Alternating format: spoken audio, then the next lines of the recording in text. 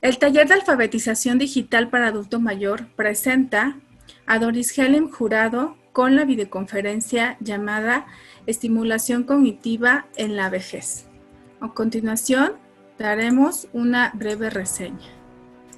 Licenciada en Psicología por la Universidad Autónoma del Estado de Hidalgo. Tiene una maestría en Valoración e Intervención Neuropsicológica Clínica por el Instituto de Posgrado en Terapia Cognitivo-Conductual. Tiene un diplomado en Enfermedad de Alzheimer y otras demencias por el Instituto Nacional de Geriatría. Diplomado en Terapia Ocupacional, Intervención en Adultos Mayores con Deterioro Cognitivo, perceptivo por la Secretaría de Salud de Hidalgo. Además, cuenta con diplomados en Psicoterapia Cognitivo-Conductual, aplicada a trastornos de salud mental e intervención neuropsicológica por la Universidad Nacional Autónoma de México. Coordinadora del programa Manejo Integral de Pacientes con Deterioro Cognitivo y Demencias del Centro Estatal de Atención Geriátrica Integral, SSH, y responsable del área de salud mental.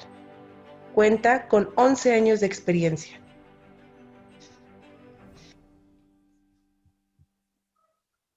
Le damos la bienvenida. Muy buenas tardes a todos, muchas gracias. Gracias a Alfabetización Digital por hacerme esta invitación y poder pues compartir con ustedes unos minutos. El tema en realidad es muy amplio, pero bueno, vamos a tratar de abordar los puntos principales con mucho gusto, de acuerdo, apegándonos a los lineamientos de la sesión. Al final habrá un tiempo de preguntas y bueno, les pido por favor, si alguien durante la sesión tiene estas dudas, es importante que las anote para que al final las podamos resolver. Muchas gracias, doctora. Muy bien. Bueno, el tema específico al cual me invitaron el día de hoy es para hablarles un poco acerca de la estimulación cognitiva en personas mayores.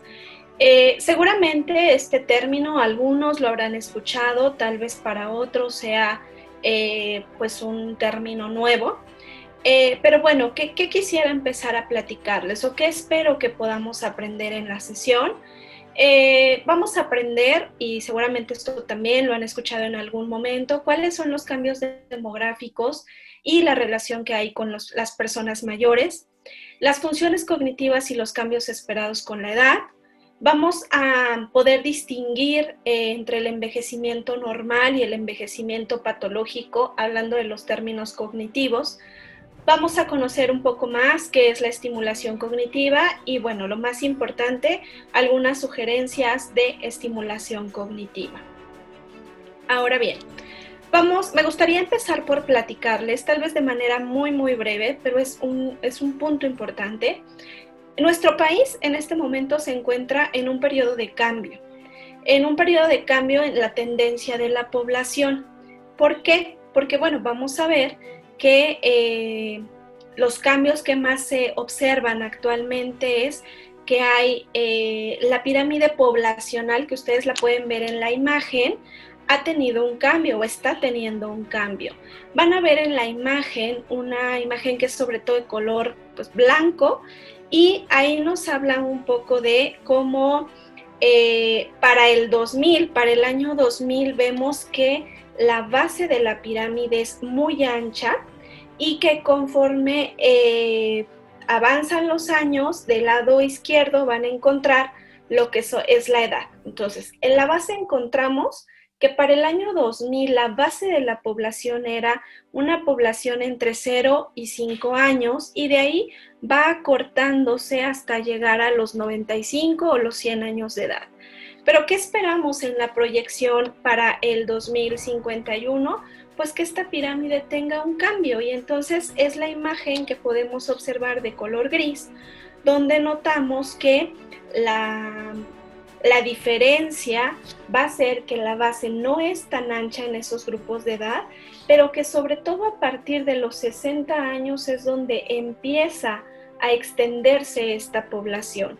¿Y qué nos dice entonces? Pues entonces esperamos que haya más personas de edad de las que actualmente podríamos considerar. Y esto es un reto importante para los sistemas de salud, para los sistemas económicos y en general para las personas y las familias.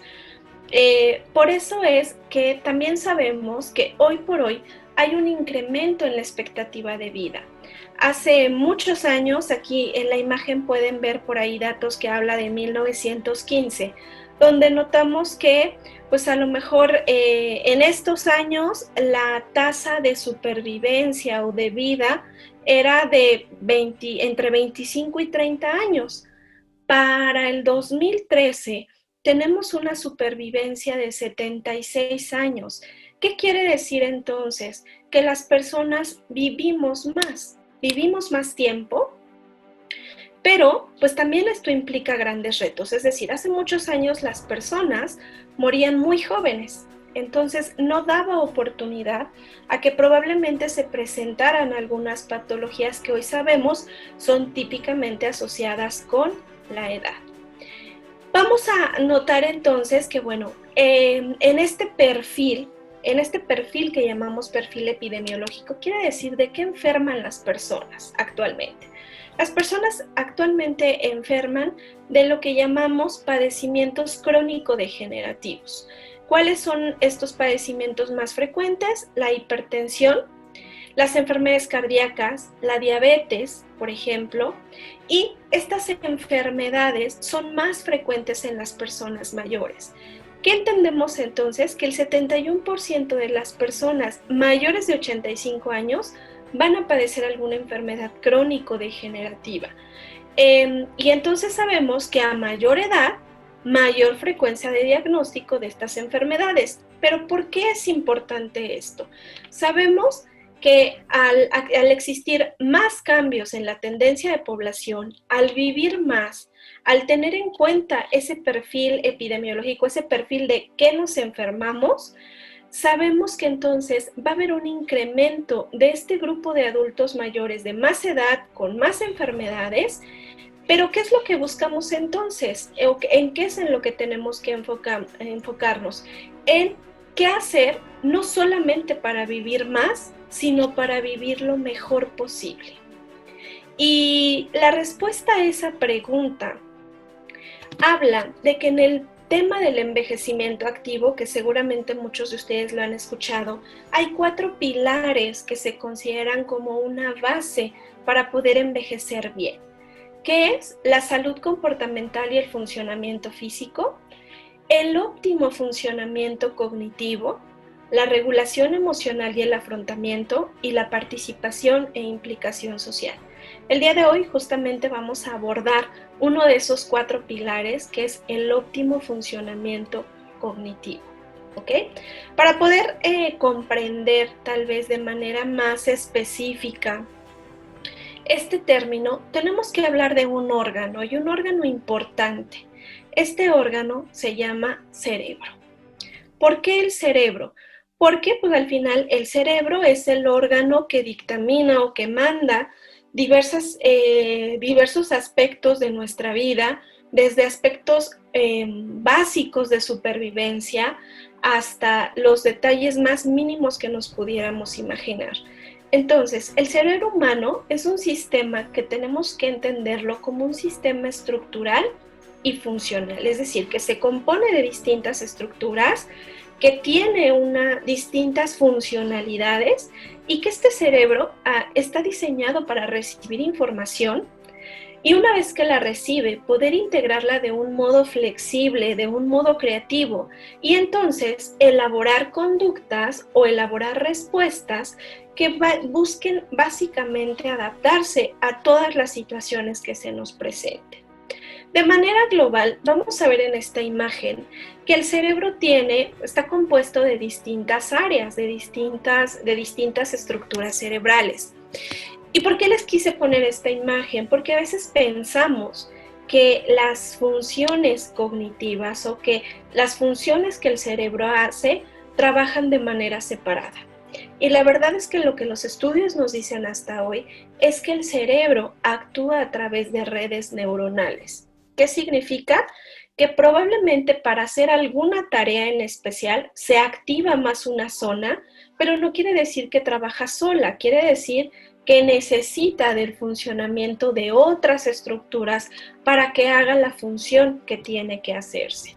Entonces, nuestro cerebro es como una red y por eso es que es importante cuidarlo y por eso es que vamos a observar que si tenemos alguna limitación en alguna función mental, seguramente no solo vamos a enfocarnos, por ejemplo, si tenemos problemas de memoria, probablemente no solo nos vamos a enfocar en los problemas de memoria. Necesitamos ver qué otras funciones están interviniendo en esa dificultad, porque seguramente también tendremos que trabajarlas o estimularlas. Ahora, cuando hablamos de funciones cognitivas, ¿a qué nos referimos? La definición más básica dice que las funciones cognitivas son un conjunto de procesos mentales que nos van a permitir conocer, asimilar e interpretar la realidad. ¿Todos hacemos uso de funciones cognitivas? Todos. ¿Todos las necesitamos para tener una vida independiente? Sí. Gracias a estas funciones es que podemos tomar decisiones, es que aprendemos a relacionarnos con los otros, es que aprendemos a solucionar problemas, es que aprendemos cosas nuevas. Entonces, ¿las funciones cognitivas nos acompañan toda la vida? Por supuesto que sí. Entonces podrán imaginarse la importancia y el valor que tiene el poder cuidarlas, el poder trabajar con ellas para que se perpetúen, para que estén trabajando lo mejor posible. En este cuadrito viene un resumen general de qué funciones cognitivas estamos hablando. Sabemos que existen muchas, sabemos que existen funciones como la percepción, la velocidad en que procesamos estímulos, la atención, la memoria, el aprendizaje, el control ejecutivo, la comprensión, el lenguaje, la orientación. Y entiendo que todos estos conceptos pueden sonarnos de pronto como un poco alejados, pero en realidad son funciones de las cuales todos hacemos uso. Obviamente, tal vez no de forma consciente, pero para que yo aprenda a leer, ¿qué necesito? Pues seguramente recordar cómo es la A, cómo es la E, cómo es la I, y recordar que la M con la A dice ma, para entonces poder consolidar una tarea como la lectura. Entonces, ¿qué necesitamos? Que todas estas funciones estén trabajando y es algo que vamos desarrollando a lo largo de la vida. El lenguaje, por ejemplo, lo adquirimos muy pequeños, ¿no? Más o menos en promedio entre 1, 3 o 1 y 5 años los niños aprenden a hablar. Y esto es muy importante, es básico para que después puedan dominar o desarrollar todo lo que viene. Si ustedes se dan cuenta, no voy a ahondar demasiado en cuál es cada función, porque bueno, no quiero aburrirlos ni quiero confundirlos. Pero al final es importante que las tengamos presentes porque estas funciones o estas capacidades cognitivas son las que nos dan la oportunidad de ser independientes, de tomar decisiones, de valernos por nosotros mismos. Ustedes van a observar en esta imagen que prioritariamente tenemos encerradas dos que son las funciones cognitivas básicas pero muy importantes. ¿Cuáles son estas funciones? La atención y la memoria.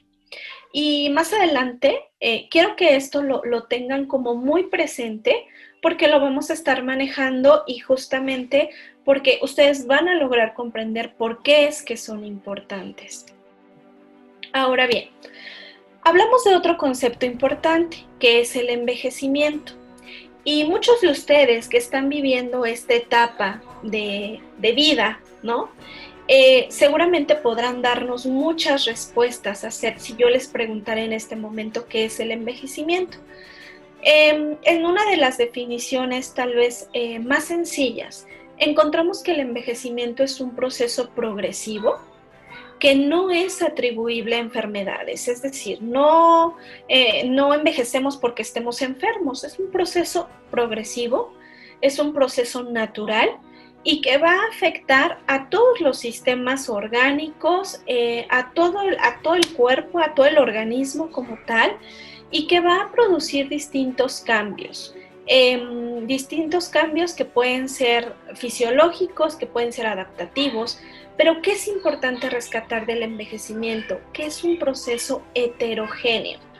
¿Cómo podemos entender esto? ¿Por qué heterogéneo? Porque en realidad sabemos que todas las personas envejecen de manera diferente. Es decir, no es lo mismo cómo envejeció mi mamá al proceso que voy a tener yo. Ni es lo mismo cómo envejecemos en México que cómo envejecen en China, ¿no? Es decir, es un proceso heterogéneo, con cambios, es un proceso diferente y también es un proceso muy, muy individual. Ahora bien, cuando hablamos de envejecimiento, tenemos que tomar en cuenta lo que llamamos envejecimiento cognitivo. ¿Qué es el envejecimiento cognitivo? Cuando hablamos de cognitivo, recordemos que nos estamos refiriendo a esas capacidades mentales, a esas capacidades que nuestro cerebro realiza, que nuestro cerebro utiliza y que tiene que ver sobre todo a nivel cognitivo. En un envejecimiento normal, sabemos que pueden aparecer disminución del rendimiento de una o de varias funciones cerebrales. Por ejemplo, la memoria, por ejemplo, el pensamiento abstracto, la orientación, el lenguaje, la capacidad de juicio y razonamiento, el cálculo, la habilidad de construir o la habilidad de ubicarnos en un espacio. Es decir, en un envejecimiento cognitivo normal, puede haber una disminución del rendimiento en una o en más funciones. Pero hay un punto importante que aquí lo resalté incluso con un color rojo, sin que estos cambios afecten la funcionalidad. ¿Qué es la funcionalidad? La capacidad de funcionar, la capacidad de ser independiente. Es decir, ¿puedo tener problemas de memoria? Sí. ¿Es normal tener problemas de memoria por el paso de los años? Sí. De hecho, es una de las quejas más importantes que los pacientes tienen. El que olvidan cosas y a veces incluso el que tienen dificultad para conciliar el sueño. Son quejas muy frecuentes asociadas al envejecimiento. Entonces, ¿puede ser esperable? Por supuesto que sí. La diferencia entre un envejecimiento cognitivo normal y uno patológico o uno que represente enfermedad es que los pacientes, aún con esta disminución del rendimiento, siguen siendo independientes, siguen logrando valerse por sí mismos. Tal vez con olvidos, tal vez con una mayor tardanza en responder a los estímulos, pero en realidad esto no afecta la capacidad para que la persona sea funcional, para que la persona sea independiente, para que pueda valerse por sí mismo. Entonces, la gran diferencia entre un envejecimiento normal a nivel cognitivo y un envejecimiento enfermo tiene que ver con la presencia de un concepto que llamamos deterioro cognitivo. Y este deterioro cognitivo, como el nombre lo dice, es porque hay una falla en el funcionamiento de estos procesos cerebrales, de estos procesos mentales.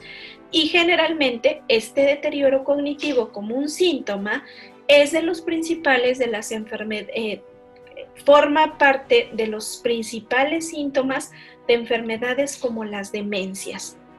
Las demencias no son normales, no son parte de la edad, no es natural que le pase a las personas. Las demencias sabemos que son enfermedades neurodegenerativas, es decir, enfermedades que agreden en este caso a este órgano vital que es el cerebro y que entonces al ser agredido va a dejar de hacer estas funciones que tendría que hacer.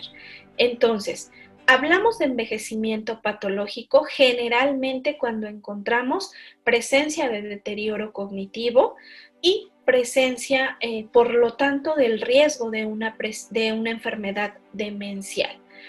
¿Dónde vamos a notar el gran cambio? Generalmente los pacientes que cursan con estos problemas son pacientes que no pueden cuidarse solos, que necesitan ser acompañados, que necesitan ser cuidados y que necesitan ser pues todo el tiempo atendidos o vigilados.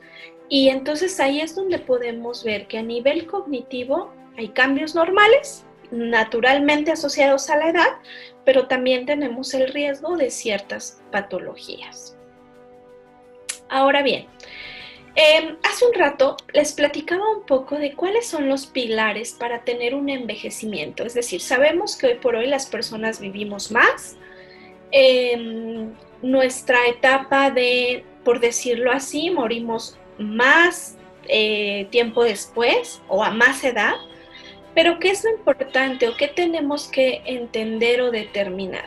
Que queremos vivir bien, que esos años que vivamos sean basados en un concepto de envejecimiento saludable, de un envejecimiento activo.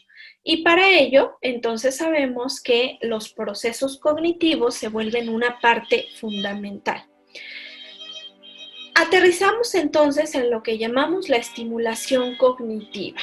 ¿Qué es la estimulación cognitiva?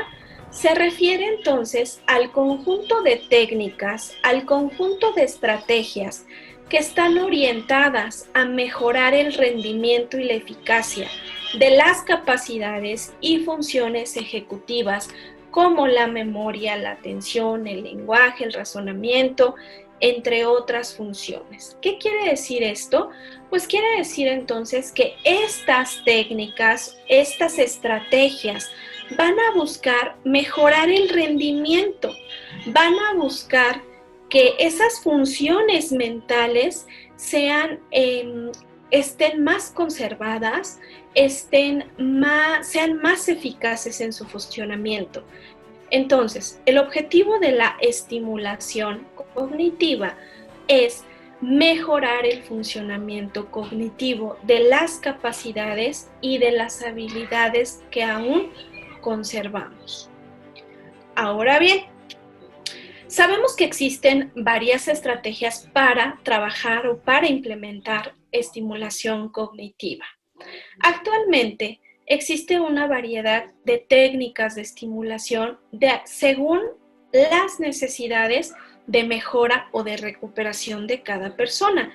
Hablábamos hace un momento que cada persona envejece de manera particular, de manera individual.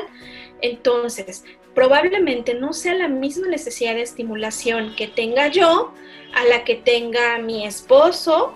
No va a ser la misma necesidad o la misma función mental que pueda tener yo a la que pueda tener mi comadre o mi vecina. Y obviamente estas técnicas de estimulación van a ir enfocadas en la necesidad y en la habilidad de cada persona.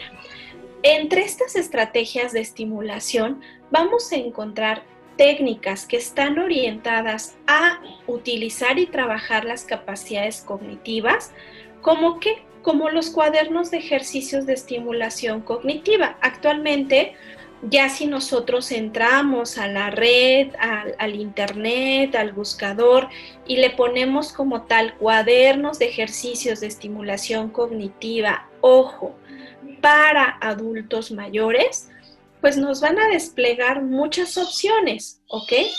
Otra de las opciones, otra de las técnicas, estrategias de estimulación cognitiva pueden ser los juegos de entrenamiento cerebral y los programas online, es decir, los programas que se hacen a través de algún dispositivo, entendámoslo, teléfono celular, computadora, tableta.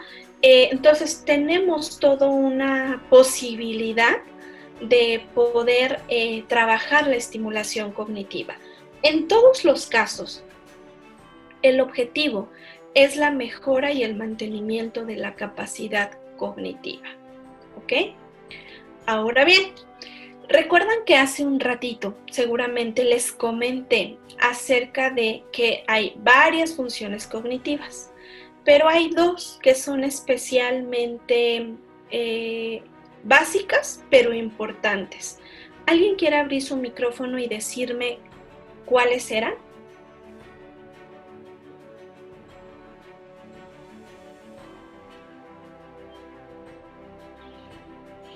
Bueno, por ahí veo que alguien está intentando hablar, pero no lo escucho. Le di el micrófono a Concepción Conchita. No sé si puede activar su audio. Ya lo activé, doctor. Atención y memoria. Perfecto, muchas gracias, Conchita. Atención y memoria. ¿Por qué estas funciones son especialmente importantes entonces?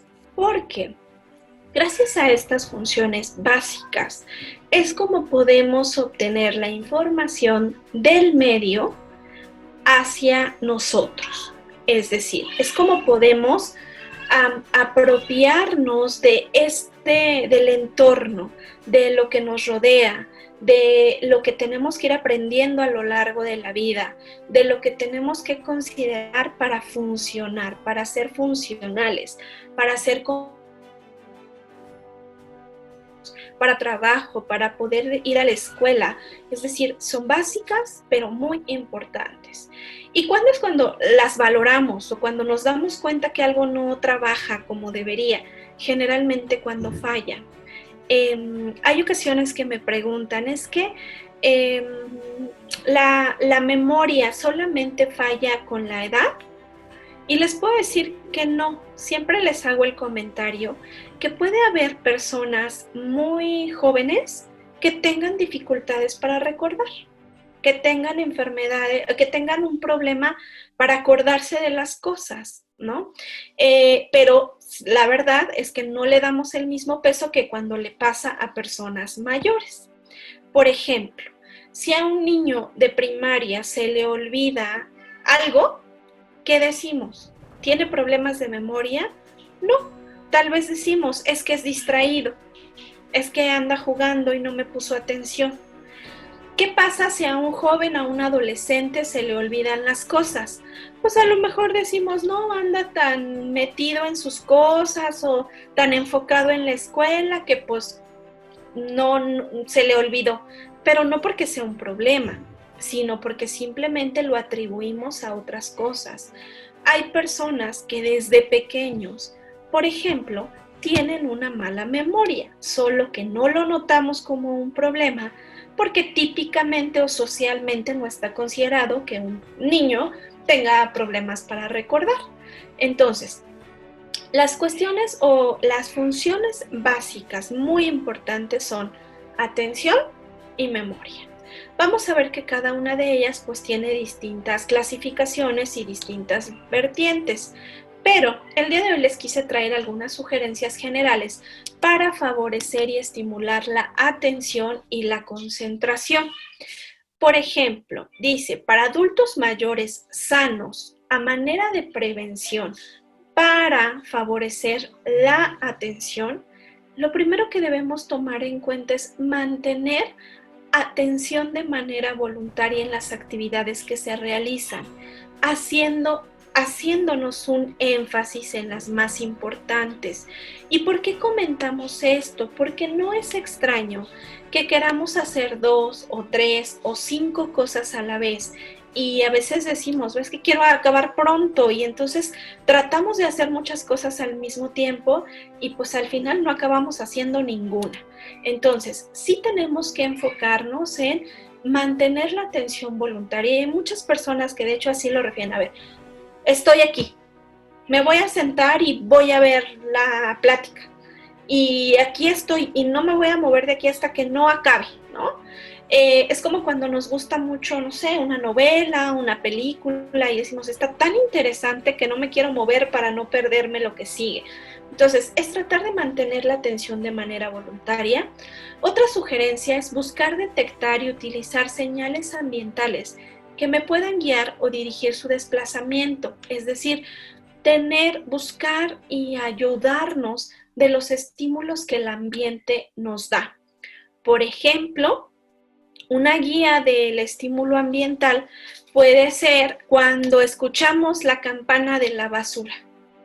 No necesitamos estar parados en la puerta todo el tiempo. Sin embargo, si escuchamos la campanita, quiere decir ya va a llegar, y entonces dejamos lo que estábamos haciendo y nos vamos a seguir con la tarea. Pero obviamente, digo, este es un ejemplo muy sencillo, pero a veces estos estímulos no están tan a la vista o tan a disposición, y nosotros tenemos que aprender a buscar y a detectar esas señales ambientales.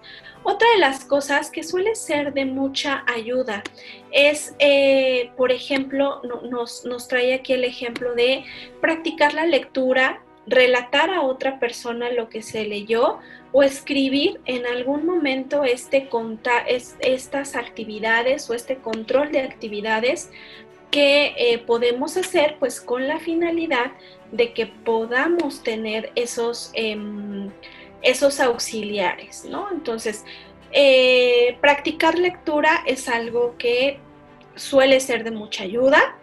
Y bueno, el escribir un breve resumen con las ideas principales de lo que leímos o relatarle a otra persona lo que leímos suele ser de mucha ayuda.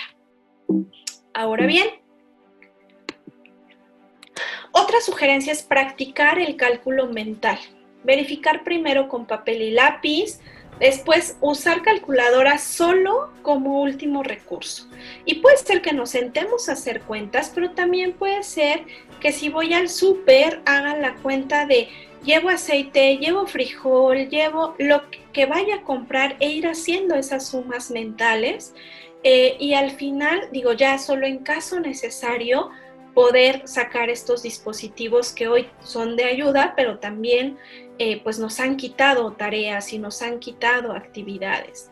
Aprender cosas nuevas, por ejemplo, los idiomas, el baile, el arte, el dibujo, la música, y a veces este es un concepto que más tiene que ver con una situación de ideología. El hecho de que hoy ustedes estén reunidos aquí en una plataforma online, pues nos dice que estos mitos se van haciendo a un lado y nos dan la esperanza de decir, ok, no hay una barrera. Ahorita estaba viendo que, bueno, les van a dar o hay la posibilidad de que tomen un curso para el uso del celular. ¿Por qué es importante hacerlo? Porque al final el aprender estas nuevas tecnologías también nos abre la puerta a poder estar estimulados, a poder estar en contacto con los demás. Y la verdad es que las barreras que nos ponemos muchas veces son más mentales que reales, ¿no? O a veces son barreras sociales que en realidad no tienen un trasfondo, ¿no? Pero el aprender cosas nuevas, los idiomas, y a veces dicen, es que ya a mi edad, ¿para qué? ¿O para qué voy a aprender inglés si yo ni quiero viajar a otro país o a Estados Unidos o no creo ir? No lo sabemos, ¿no? Practicar ejercicios físicos suele ser de mucha ayuda. Aprender nuevas disciplinas también es algo que está muy recomendado en la estimulación cognitiva. En esta pantalla van a ver, por ejemplo, apenas algunos poquititos ejemplos de qué tipo de ejercicios nos ayudan o nos sirven para estimular los procesos de atención. Vamos a ver, por ejemplo, que hay procesos, en este caso vemos en el primer recuadro superior a la izquierda, lo que llamamos atención sostenida, ¿no? Y entonces la actividad es muy sencilla. Por ejemplo, dice, encierra en un círculo todos los pares de números contiguos que sumen 7. Por ejemplo, 4 más 3. ¿Qué estamos haciendo ahí? Trabajar la atención, entender indicaciones, hacer cálculo aritmético básico, y en realidad es una actividad que podemos ver muy sencilla, pero que tiene un gran fondo de estimulación y de manejo cognitivo. Por ejemplo, tenemos del lado contrario algunas actividades que tienen que ver con estimular la atención alternada y la flexibilidad de la atención, y entonces vamos a decir, a ver, ¿cuál de las letras que aparece en la columna de la izquierda no está en la columna de la derecha?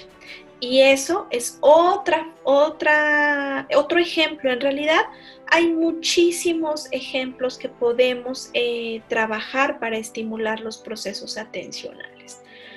El otro El otro elemento que trabajamos antes es la estimulación de la memoria. ¿Cuáles son algunas recomendaciones para la memoria? Estudiar conceptos profundizando progresivamente, iniciar por leer la definición del término clave, estudiar después ese término y profundizar buscando una definición más amplia, es decir, involucrarnos con lo que hacemos. Registrar información en asociaciones semánticas y que estas asociaciones estén bien organizadas, que sean emocionalmente vívidas, darle un significado en base al propio acervo de conocimientos, repetir en forma activa. Se puede emplear la repetición seriada y continua para fijarla en la memoria.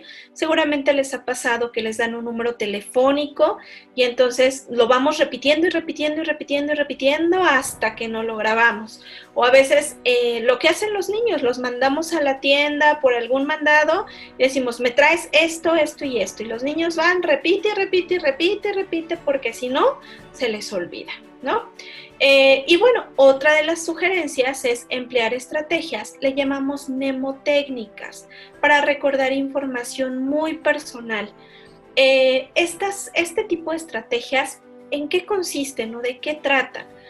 Tratan en buscar asociar algo que queremos recordar con una situación concreta. Por ejemplo, vamos a formar una palabra utilizando las iniciales de las primeras, o vamos a asociar imágenes o dibujos, o bien vamos a asociar canciones, ¿no?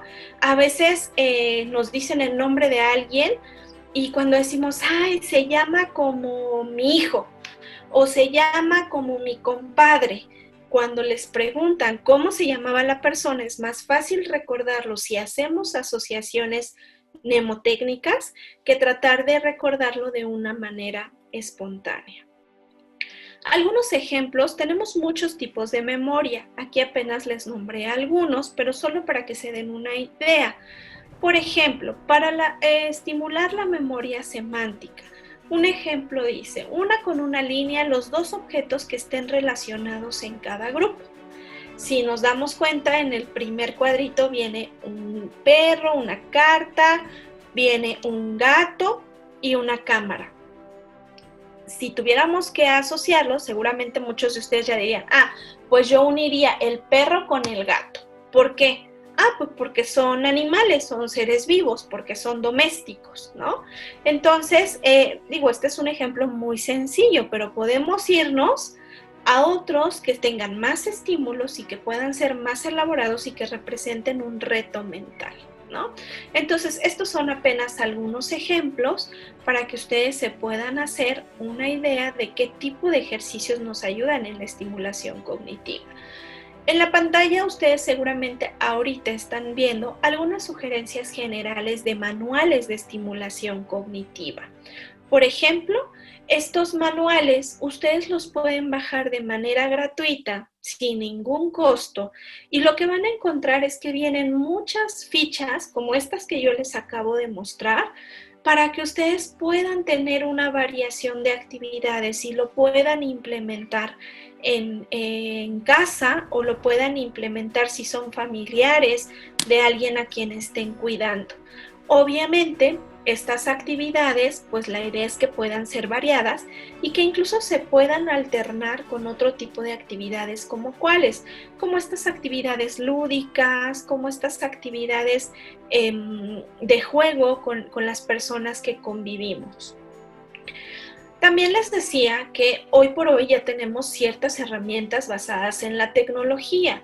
Tenemos, por ejemplo, juegos de entrenamiento cerebral, y generalmente estos, pues bueno, se ocupan de un dispositivo móvil, de una red de internet, pero existen estos programas, por ejemplo, Luminosity, Elevate Brain Training y Neuronation.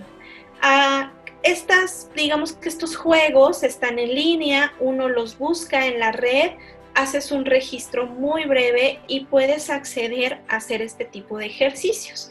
A veces sucede que en lo que estamos esperando una cita, en el que nos damos un espacio de tiempo en las actividades de la casa y podemos acceder y generalmente van por niveles.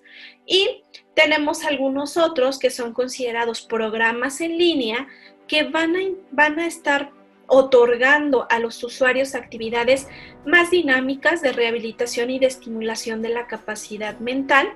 Y bueno, muchas de estas plataformas también son ocupadas por las profesionales que nos dedicamos a trabajar con las personas mayores para mejorar áreas que queramos o que notemos que tienen dificultad. Entonces, tenemos, por ejemplo, 3 plataformas donde también hacemos un registro, pero este es un programa de estimulación cognitiva, y los que se encuentran en la parte superior son juegos de entrenamiento cerebral, ¿no? Que al final tienen el mismo objetivo: tratar de fortalecer, tratar de preservar y mantener la capacidad cognitiva.